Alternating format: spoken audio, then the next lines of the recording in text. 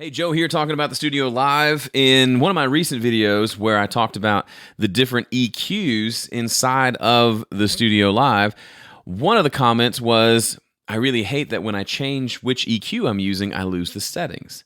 And let me show you what that is, and then I'll show you a solution that someone else told me about in the comments, something I hadn't tried yet, which is why YouTube is amazing. So here is the screen for the EQ, okay?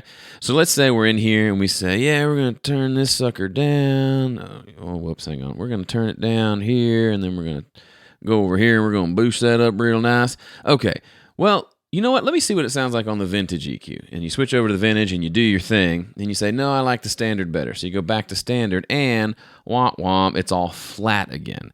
Now, a part of me thinks that's a good thing, so that if I ever switch back to standard, I don't have to check to make sure that it's still flat. It's also an easy way to get back to a flat EQ. Just switch to another one and switch back.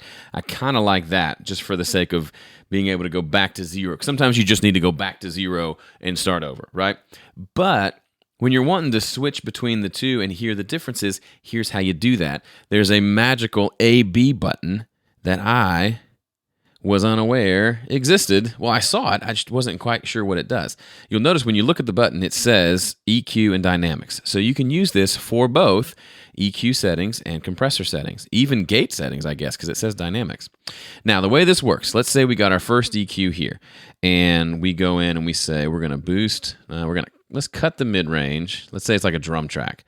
Cut the mid-range, then we're going to boost the lows.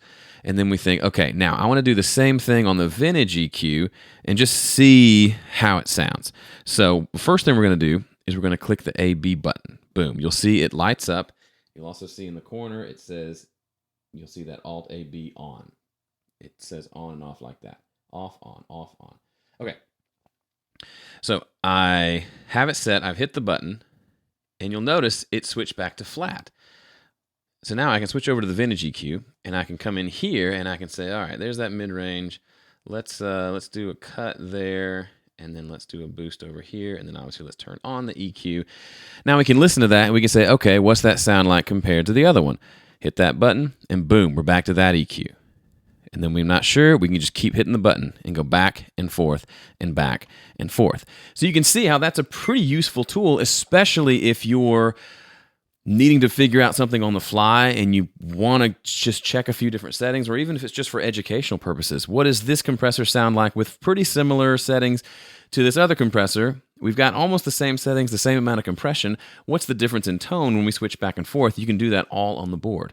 Or maybe you're using this for a live scenario and you've got a decent sounding EQ on the board for the vocal, but you wonder if it would sound better with the vintage EQ. You can quickly do the A-B, switch over to that, and then you can flip back and forth and decide on the fly which one's working better for that particular instance. And if you want to do it with EQ and compressor and a gate even, it'll let you do all of those. Now, don't go crazy with this. I'm a big fan of picking something and committing to it. But in those situations where you do need to switch back and forth, or you're 98% sure this is the right setting, but you want to switch over to another one just to check it, but you don't want to lose these settings, this makes it a lot easier than going in and saving the whole channel strip or saving a whole scene of the board just to get that one EQ saved in its place. Just hit the A-B button, do what you want to do, test out stuff, and you can always say, nah, that's not good, hit the A-B button, go back to what it was, and it's like it never happened. Very, very cool feature. I'm glad they included it. I'll see you in the next video.